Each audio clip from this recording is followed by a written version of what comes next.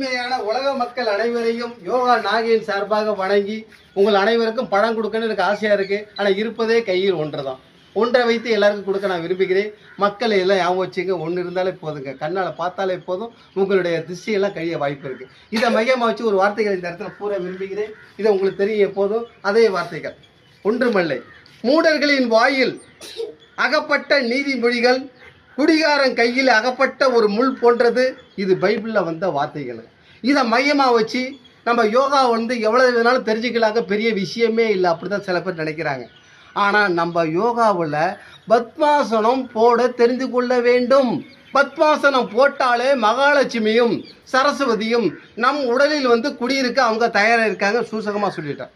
குடியிருந்து தயாராகிட்டாலே ஞாபகம் வச்சுங்க, சந்தோஷம் நம்ம யோகாவில் இருக்குங்க. நண்பர்கள் செய்ய தயாராகிட்டாங்க. முதல்ல 2 கால் நீட்டிக்க நண்பர்களா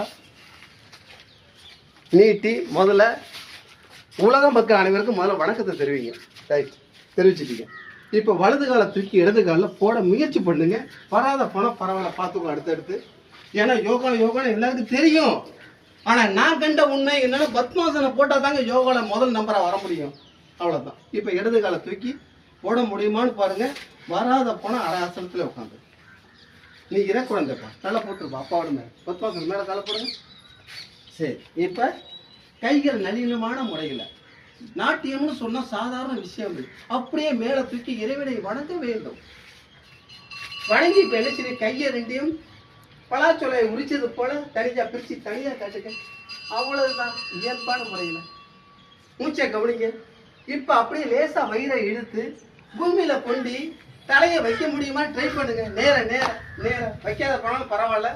தலையை நீங்கள் வச்சுட்டீங்கன்னா ஞாபகம் வச்சுங்க, சரஸ்வதி மகாலட்சுமி உங்கள் உடம்புக்குள்ளே வந்து பார்க்கலாம். இதுதான் உண்மை.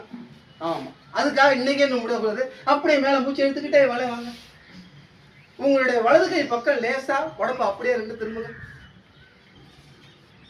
வலது கை திரும்புவீங்க. திரும்பி அந்த பக்கம் குனிய முடியுமான்னு ட்ரை பண்ணுங்க. முடியாத போனால் பரவாயில்ல.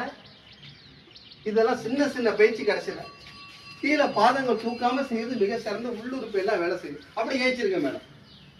ஏச்சி அப்படி திருப்புங்க உடம்ப. எந்த பக்கத்துலையும் மறுபக்கம் இடது பக்கம் திரும்பி நல்லா எவ்வளவு முடியுமோ திரும்புங்க. ஆமாம், திரும்பி கீழே கொண்டு கையை வைக்க முடியுமான்னு முதல்ல ட்ரை பண்ணுங்க. அப்புறம் தலையை கொண்டு அந்த இடத்துல வைக்க வேண்டும். போதும், முடியாத போனால் பரவாயில்ல.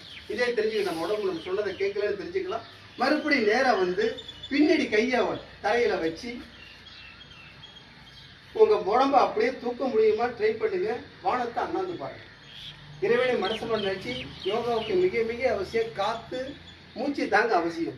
இதை சரியான முறையில் செஞ்ச